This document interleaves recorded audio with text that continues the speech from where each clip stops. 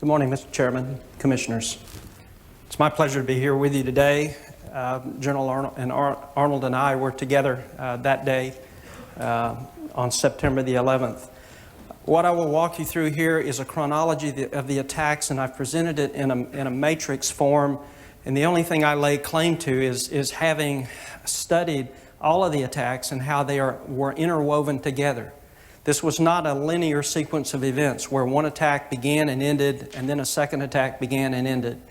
This was a coordinated, well-planned attack. We had multiple airplanes in the air. The fog and friction of war was evident everywhere in the country, both on the civil side as well as the military side.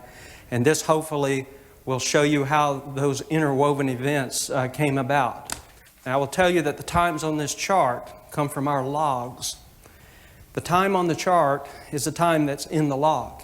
It may not be the exact time the event happened. It may be the time when the log keeper was advised or became aware of the event. The first thing that happened in the morning related to, related to the events at 8:02 a.m. Eastern Standard Time is when American Airlines 11 took off out of Boston. American Airlines 11 was a 767, and it was headed, I believe, to Los Angeles. 14 minutes later, also coming out of Boston Logan, United Airlines 175, 757, also headed to Los Angeles, took off out of Boston, and initially took roughly the same ground track as American 11. 3 minutes later, American Airlines 77 took off out of Dulles here in Washington, also headed to Los Angeles, and also a 757, and proceeded westbound toward the West Coast. So now the first three airplanes are airborne together. The first time that anything untoward, and this was gleaned from FAA response, that anything out of the ordinary happened was at 8:20, when the electronic transponder in American Airlines 11 blinked off, if you will, just disappeared from the screen. Obviously, the terrorists turned that transponder off, and that airplane, although it did not disappear from the radar scope, it became a much, much more difficult target to discern for the controllers, who now only could look at the primary radar return off the airplane. That was at 8:20. At 8:40 in our logs is the first occasion where the FAA is reporting a possible hijacking of American Airlines Flight 11. And the initial response to us at that time was a possible hijacking. It had not been confirmed. At that same moment, the F-15 alert aircraft at Otis Air Force Base, Massachusetts, about 153 miles away, were placed immediately on battle stations by the Northeast Air Defense Sector commander. At 8:43, as this is going on, the fourth airplane, United 93, takes off out of Newark, New Jersey. It's a 757. It is headed for San Francisco. At 8:46, our next log event, we get the last, and by the way, much of this radar data for these primary targets was not seen that day. It was reconstructed days later by the 84th Radar Evaluation Squadron and other agencies like it, who are professionals at going back and looking at radar tapes, and then given that they're loaded with knowledge after the fact, they can go and find things that perhaps were not visible during the event itself. At 8:46, the last data near the Trade Center. 8:46, the first impact on the Trade Center. At that minute is when the Otis F-15s were scrambled, and again, they were 153 miles away. And that scramble came, and General Arnold, I'm sure, can address this, based on a conversation between the Northeast Sector commander and himself. Those F-15s were airborne in 6 minutes. That is well inside the time that is allowed for them to get airborne, but because they were on battle stations, the pilots were in the cockpits ready to start engines, that scramble time was shortened by a significant amount of time. At 8:53, that's a minute later, in the radar reconstruction, we're now picking up the primary radar contacts off of the F-15s out of Otis. At 8:57, which is 7 minutes after the first impact, is, according to our logs, when the FAA reports the first impact. And about this time is when CNN coverage to the general public is beginning to appear on the TV, not of the impact, but of the burning tower shortly thereafter. So you can see what in the military, I'm sure you've heard us talk to the fog and friction of war, and as the intensity increases, the lag tends to also increase for how quickly information gets passed. 9:02, United 175, the second airplane, which, by the way, never turned off its transponder before impact, crashes into the North Tower at 9:02. The distance of those fighters, which had been scrambled out of Otis, at that particular point, they were still 71 miles away, about 8 minutes out, and going very fast. At 9:05, FAA reports a possible hijack of United 175. Again, that's 3 minutes after the impact in the tower, is how long it is taking now the information to flow through the system to the command and control agencies, and through the command and control agencies to the pilots in the cockpit. At 9:09, Langley F-16s are directed to battle stations, just based on the general situation and the breaking news and the general, the developing feeling about what's going on.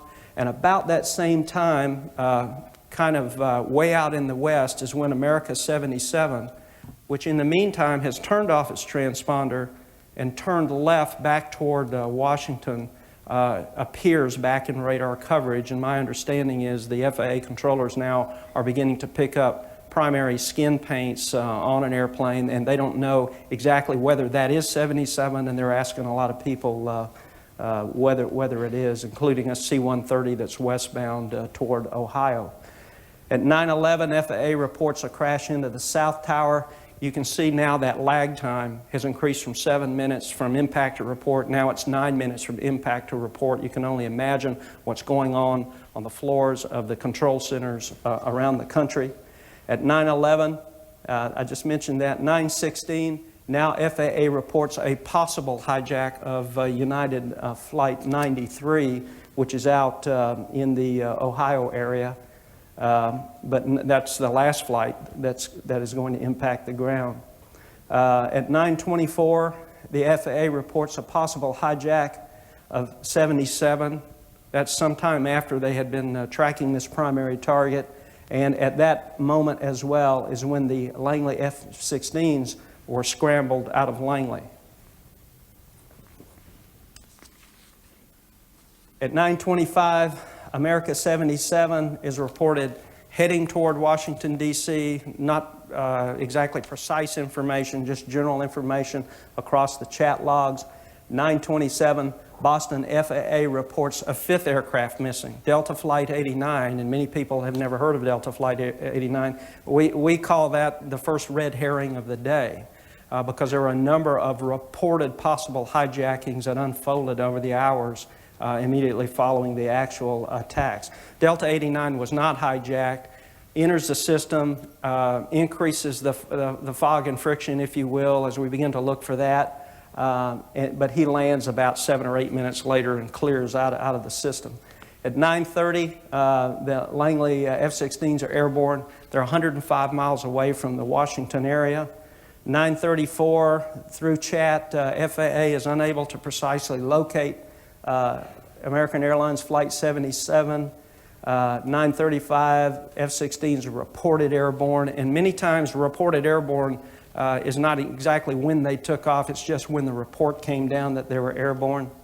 At 9:37, we have the last radar data near the Pentagon, and 9:40, immediately following that, is when 93 up north turns its transponder off out in the west toward Ohio and begins a left turn back toward the east.